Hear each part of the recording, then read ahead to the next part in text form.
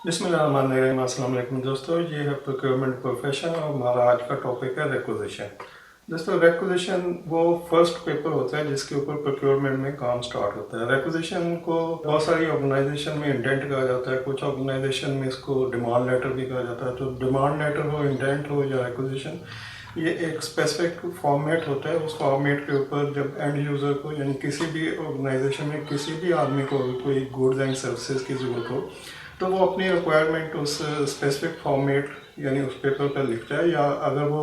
Computerised है तो वो उस स्पेसिफिक फॉर्म जो कि कंप्यूटर में अवेलेबल होता है उसके ऊपर वो अपनी रिक्वायरमेंट को एंटर करता है और उस रिक्वायरमेंट को अपने हेड ऑफ डिपार्टमेंट इंचार्ज की तरफ फॉरवर्ड कर देता है। तो वो रिक्विजिशन जब इंचार्ज के पास आती है तो वो उसको देखता है आया कि ये चीज़ इसको देनी है बंदे को या नहीं देनी। अगर तो देनी हो तो वो उसको साइन करके स्टोर की तरफ फॉरवर्ड कर देता है। अब स्टोर में दो तरह की चीज़ें होती हैं, यानी कि दो तरह की चीज़ें स्टोर होती हैं जिसकी इन्वेंट्री मैनेज की जाती है। नंबर एक, रॉ मटेरियल को इन्वेंट्री में मैनेज किया जाता है। नंबर दो, मंथली कंजम्पशन की चीज़ों को इन्वेंट्री में मैनेज किया जाता है। मंथली कंजम्पशन की चीज़ों में जैसे कि कंप्यूटर के रिबन हो सकते हैं, पेपर हो सकते हैं, कुछ स्टेशनरी हो सकती है, या जो भी उस ऑर्गेनाइजेशन में जो मंथली कंजम्पशन में चीज़ें रिवॉल्व हो रही होती हैं वो चीज़ें स्टोर में अवेलेबल होती हैं। तो जैसे स्टोर को वो एक्विजिशन मिलती है तो वो देखता है कि क्या ये आइटम जो रिक्वेस्ट की गई है ये उनकी इन्वेंट्री में अवेलेबल है। अगर उनकी इन्वेंट्री में अवेलेबल हो तो वो रिक्वेस्ट उस यूज़र को सप्लाई कर दी जाती है और उस रिक्वेजिशन को क्लोज कर दिया जाता है। लेकिन अगर वो आइटम उस स्टोर की इन्वेंट्री में ना अवेलेबल हो तो वो रिक्वेजिशन जो है वो प्रोक्योरमेंट की तरफ फॉरवर्ड कर दी जाती है। अब ऐसी क्या चीज़ हो सकती है जो कि इन्वेंट्री में वो मैनेज ना कर रहे हो, जैसे कि आप देखें कि अगर न्यू हायरिंग हो रही है और उस बंदे को आपने गाड़ी देनी है तो गाड़ी स्टोर में अवेलेबल नहीं होगी। उसके लिए आपको प्रोक्योरमेंट को रिक्वेजिशन फॉरवर्ड करनी पड़ेगी ताकि वो नई गाड़ी परचेज कर दें। जैसे कोई नया फर्नीचर चाहिए या कोई भी ऐसी आइटम जो न्यू है और इससे पहले वो स्टोर में नहीं है, या कोई ऐसी आइटम जो स्टोर वाले इन्वेंट्री में मैनेज ही नहीं करते या उसको ज़रूरत नहीं पड़ती, तो वो भी प्रोक्योरमेंट की तरफ फॉरवर्ड हो जाएगी। तो एक तो ये तरीका है कि हर वो आइटम जो इन्वेंट्री में मैनेज नहीं हो रही होती वो प्रोक्योरमेंट को रिक्वेजिशन फॉरवर्ड कर दी जाती है ताकि वो परचेज कर लें। नंबर दो, वो आइटम जो कि स्टोर की इन्वेंट्री में मैनेज हो रही होती हैं जैसे रॉ मटेरियल है और मंथली कंजम्पशन की चीज़ें, तो उनको उनके स्टॉक को मेंटेन करने के लिए स्टोर वाले भी अपनी रिक्वेजिशन जो मंथली रिक्वायरमेंट होती है उसकी रिक्वेजिशन प्रोक्योरमेंट को फॉरवर्ड कर देते हैं। इन प्रोक्योरमेंट के पास दो तरह की रिक्वेजिशन आ रही होती हैं। नंबर एक, एंड यूज़र की रिक्वेजिशन जो स्टोर के थ्रू उनके पास आती है। नंबर दो, स्टोर की अपनी रिक्वेजिशन जो कि वो इन्वेंट्री को मैनेज करने के लिए इशू करते हैं। दोस्तों, इसके अलावा रिक्वेजिशन में ये देखना चाहिए कि जो गुड्स एंड सर्विसेज रिक्वेस्ट की गई हैं क्या वो रिपीट हो रही हैं या न्यू आइटम है। तो जैसे हम गुड्स को लेके अगर तो गुड रिपीट हो रही है तो फिर आपके लिए आसानी होती है कि आप पिछली हिस्ट्री में देखें कि ये गुड्स कब किससे और किस रेट पे परचेज हुई थी, तो आप उसको रिपीट ऑर्डर इशू कर सकते हैं। या अगर दोबारा प्राइसेस चेंज हो चुके हैं तो आप फिर वो एक 3 कोटेशन का प्रोसेस अडॉप्ट कर सकते हैं कि 3 सप्लायर से कोटेशन लें और उसके लोएस्ट प्राइस पर उसको फाइनल करके उसको फाइनल कर दें कोटेशन को। तो लेकिन अगर गुड्स न्यू गुड्स हैं तो उसके लिए आपको देखना चाहिए कि आप कोई गलत चीज़ ना उसके बदले में ख़रीद लें। तो आप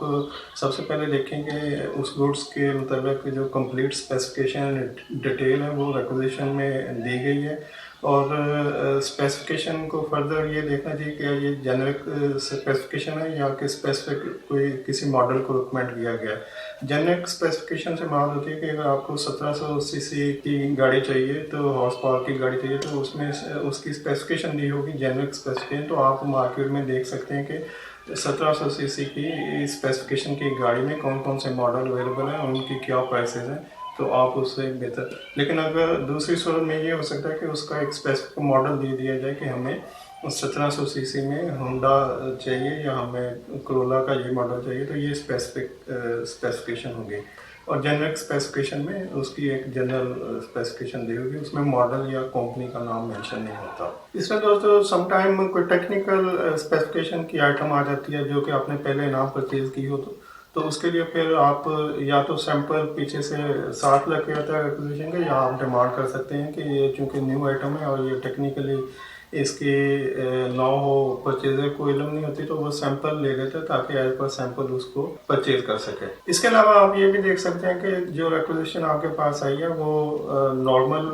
रिक्वेजिशन है, अर्जेंट है या मोस्ट अर्जेंट है। यानी कि आप उसको नॉर्मल के लिए आपने 1 वीक का टाइम रखा हुआ तो आप उसको 1 वीक में परचेज कर लेंगे, और अगर वो अर्जेंट होगी तो आप within 2-3 days as early as possible उसको परचेज कर सकते हैं। और अगर मोस्ट अर्जेंट है तो फिर आप सब काम छोड़ के प्रायोरिटी पे पहले उसको आइटम को परचेज करें और बाकी के काम को अपने रूटीन में परफॉर्म कर सकते हैं। दूसरी एक और इम्पॉर्टेंट बात कि जब भी रिक्वेजिशन, अगर आप परचेजर है या इंचार्ज नहीं है आप अपने डिपार्टमेंट के और आप अपने इंचार्ज को असिस्ट कर रहे हैं, तो जब भी आपके पास कोई रिक्वेजिशन आए तो सबसे पहले देखना चाहिए कि आपके इंचार्ज ने उस पर गो हेड के साइन कर दिए, उसने ऐसे कोई रिमार्क्स लिख दिए कि आप इसको परचेज कर लें। क्योंकि समटाइम ये भी होता है कि आपके जो डिपार्टमेंटल हेड होते हैं वो रिक्वेजिशन को देख के वर्बली उस पर ऑर्डर कर देते हैं कि आप इसको परचेज कर लें, लेकिन बाद में किसी भी कॉम्प्लिकेशन की सूरत में कुछ भी हो सकता है कि जी ये तो शायद परचेजर ने खुद ही इनिशिएट कर ली और मेरे इल्म में नहीं था, तो इस तरह के भी कुछ इंसिडेंट होते हैं। तो हमेशा अपनी रिक्वेजिशन पे अपने हेड ऑफ डिपार्टमेंट के इंचार्ज जरूर करवाने चाहिए ताकि आप उसको फर्दर प्रोसेस कर सके, बाइंग के लिए प्रोसेस कर सकें। दोस्तों, जैसे कि पहले मैंने बताया कि जब भी किसी को जब भी कोई बंदा रिक्वेजिशन इशू करेगा तो वो स्टोर में आएगी, लेकिन सम टाइम इससे डिफरेंट मेथड भी अडॉप्ट होता है कुछ ऑर्गेनाइजेशन में कि जब भी एंड यूजर रिक्वेजिशन इशू करता है तो वो पहले फाइनेंस वालों के पास जाते हैं, यानी अकाउंट फाइनेंस डिपार्टमेंट में जाएगी ताकि उसकी बजटिंग एलोकेट की जाए, उस पर देखा जाए कि ये किस बजट में से बाइंग होगी और क्या वो बजट अवेलेबल है कंपनी के पास। तो पहले फाइनेंस वाले उसको रिकमेंड करते हैं, फिर वो स्टोर के पास आती है। तो अगर बजट का कुछ प्रॉब्लम हो तो वो रिक्वेजिशन रिजेक्ट होकर वापस एंड यूज़र के पास चली जाती है, और अगर बजट अवेलेबल हो और उसके यूज़र के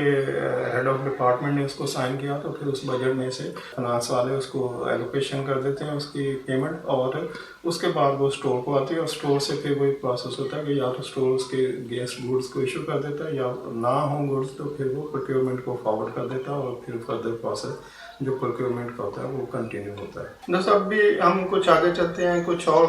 कंसिडरेशन जो as a incharge of procurement department आपको देख लेनी चाहिए। अगर आप प्रोक्योरमेंट डिपार्टमेंट को हेड कर रहे हैं तो आपको आपके पास ये अथॉरिटी होती है कि आप किसी भी रिक्वेजिशन को रिजेक्ट कर सकते हैं, रिटर्न कर सकते हैं। ये उस वक्त होता है जब रिक्वेजिशन जब ऑनलाइन सिस्टम हो,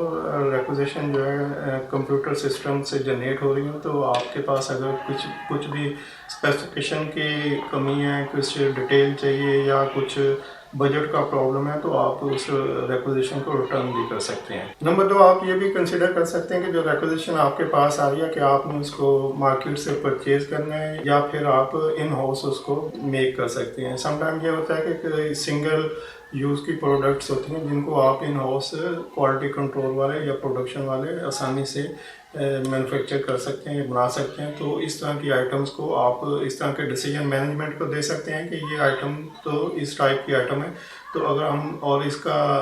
यूजेज इतना ज़्यादा है मंथली, तो अगर हम इसको इन हाउस शुरू कर दें तो इससे इतनी कॉस्ट सेविंग हो सकती है। तो इस तरह का डिसीजन आप मैनेजमेंट को दे सकते हैं कि आप इसको इन हाउस यूज़ कर लें या फिर मार्केट से परचेज करने का डिसीजन भी कर सकते हैं। इसकी एक और मिसाल मेंटेनेंस टाइप की चीज़ें भी होती हैं, जैसे कि अगर कोई बस कंपनी है वो मेंटेनेंस में उसकी बहुत सारी चीज़ें आउटसोर्स हो रही हैं जो कि मुख्तलिफ वर्कशॉप को वो से रिपेयरिंग करवाते हैं, तो आप एक इन हाउस वर्कशॉप भी अपनी बना सकते हैं जिससे कि आपकी कॉस्ट सेविंग हो सकती है। और इस तरह के डिसीजन के लिए आप मैनेजमेंट को इन्फॉर्म कर सकते हैं। ऐसे ही कुछ आइटम ऐसे होती हैं जो कि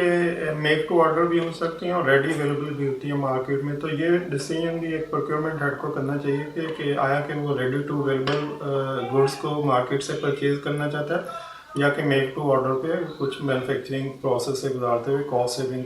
कर सकता है। इसकी एग्जांपल आप इस तरह से ले सकते हैं कि अगर किसी कंपनी को डीप फ्रीजर चाहिए, समटाइम ऐसे होता है कि कुछ आउटलेट्स बन रहे हैं आपके, कुछ फ्रोज़न आइटम्स हैं, तो जब आपके बहुत सारे आउटलेट्स बनेंगे तो आपको बहुत सारे डीप फ्रीज़र चाहिए होंगे। तो अगर आप डीप फ्रीज़र दोनों कंडीशन में मार्केट में भी अवेलेबल होते हैं और आप उसको मेक टू ऑर्डर भी कर सकते हैं कि जिससे कॉस्ट सेविंग हो सके। तो ये भी आप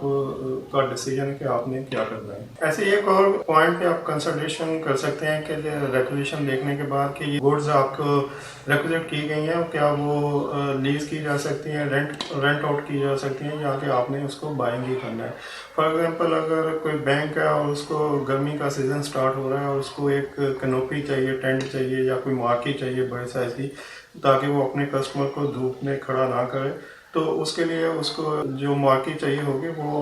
उसकी फॉर एग्जांपल उसकी प्राइस 10 लाख है, 12 लाख है, और रेंट पे उसको 6 माह के लिए, क्योंकि सीज़न 6 माह के बाद ख़त्म हो जाता है, और नेक्स्ट ईयर के लिए उस कैनोपी को संभालना या उसको मेंटेन करना, उसकी मेंटेनेंस कॉस्ट को बियर करना मुश्किल काम होता है। तो इसलिए आप ये सोल्यूशन भी दे सकते हैं मैनेजमेंट को कि आप कुछ कुछ चीज़ें जो कि रिक्विजिशन में आ रही होती हैं इस तरह की, कि जिनको आप रेंट आउट कर सकते हैं या लीज कर सकते हैं, जिससे कि आप कॉस्ट सेव कर सकते हैं। तो दोस्तों ये कुछ ऐसे डिसीजन थे जो कि रिक्विजिशन के प्रोक्योरमेंट इंचार्ज को या प्रोक्योर करने वाले जो परचेजर होते हैं उनको वो अपनी मैनेजमेंट को सजेस्ट कर सकते हैं, ताकि आप अपनी बाइंग में कॉस्ट सेविंग को बेहतर तरीके से परफॉर्म कर सकें। तो दोस्तों ये था हमारा आज का टॉपिक रेक्विजिशन चूँकि वो फर्स्ट पेपर होता है, वो फर्स्ट स्टेप होता है जिससे प्रोक्योरमेंट डिपार्टमेंट का काम स्टार्ट होता है। तो रेक्विजिशन को हमेशा केयरफुली ट्रीट करना चाहिए, इसके जितनी डिटेल्स होती हैं उसको केयरफुली कंसिडर करना चाहिए, और इस पर कोई भी एक्शन लेने से पहले इसके जो भी प्रोज एंड कॉन्स हैं उनको कंसिडर कर लेना चाहिए। मेरा आपको जो इन्फॉर्मेशन अपनी डे टू डे जॉब हो या इंटरव्यू के लिए हेल्पफुल साबित होगी। मिलते हैं नेक्स्ट वीडियो में। टेक केयर एंड अल्लाह हाफिज़।